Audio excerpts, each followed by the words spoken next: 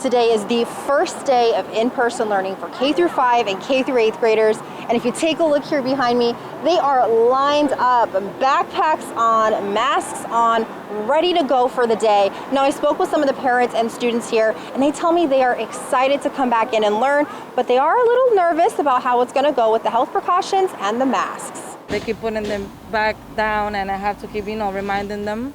So I hope the teacher, is on top of them. Indhira Peña brought her 3 daughters to PS18 for their first day of school. They are part of the almost 500,000 students attending school for the second week of in-person learning. To learn a lot.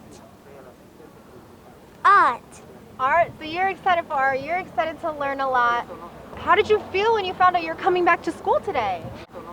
Happy. Why? Because I like my school and friends. Parents and students lined up and listened to the instructions on how to begin their first day of in-person learning. A poster on the front gate contained a QR code for parents to scan, leading to the City Department of Education website for a health screening. After filling out their name and school, students are asked if they experience symptoms of COVID-19, if they've tested positive over the last 10 days, had any close contact with someone with COVID-19, or traveled outside the state within the past 14 days. Each parent is required to fill out these screenings each day for their child. My only main concern is the COVID-19. Other than that, I know she's going to adapt.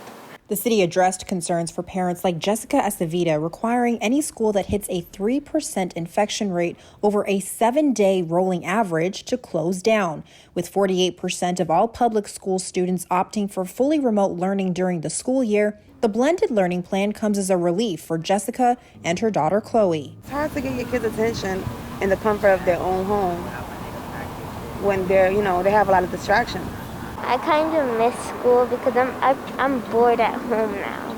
The mayor also joined in on the first day of in-person learning for these students and visited the Island School on the Lower East Side. Yeah, it didn't look like a typical New York City classroom. In some cases, it was 9 kids, for example, not the full classrooms we're used to, but still a classroom with kids focused on their teachers, learning, and the energy of their teachers that they were picking up on was so positive. Now the line down the block has dispersed, and if you take a look here behind me, students and parents have headed inside. They're ready to start that first day of in-person learning for K-5 and K-8th graders. Now the next first day of in-person learning will start for high schoolers and adult education, and that'll be on October 1st. Reporting for Bronxnet, Jericho Tran.